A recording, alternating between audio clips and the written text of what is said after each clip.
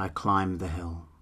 From end to end of all the landscape underneath, I find no place that does not breathe some gracious memory of my friend.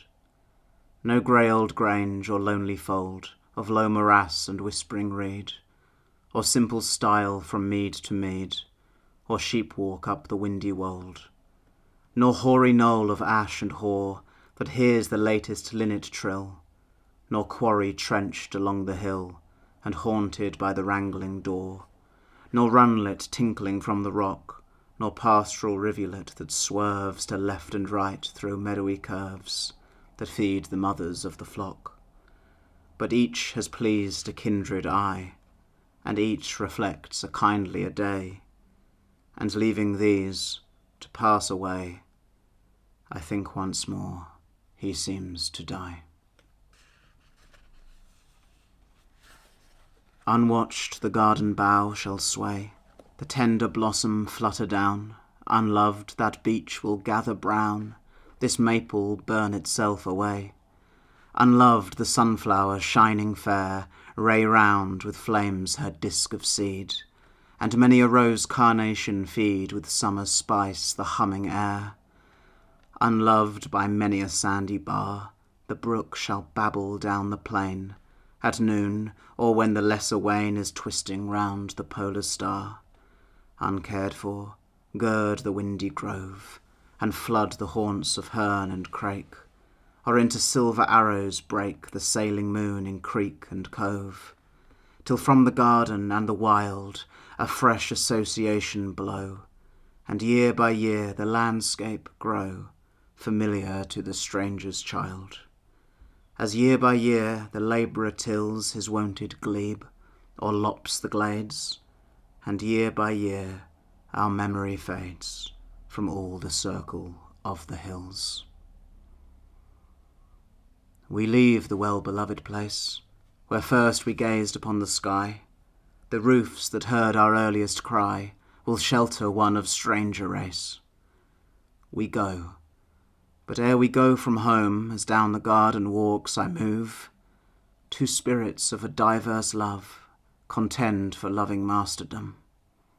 One whispers, "Hear thy boyhood sung, long since its matin song, and heard the low love language of the bird, in native hazels tassel hung."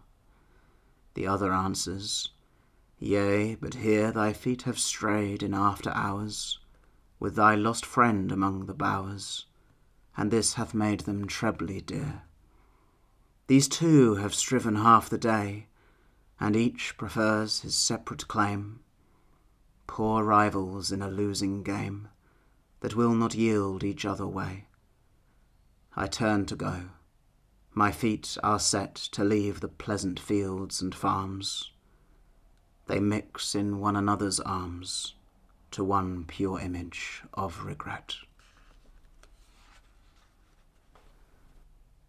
On that last night before we went from out the doors where I was bred, I dreamed a vision of the dead, which left my aftermorn content. Methought I dwelt within a hall, and maidens with me, distant hills from hidden summits fed with rills, a river sliding by the wall. The hall with harp and carol rang, they sang of what is wise and good and graceful.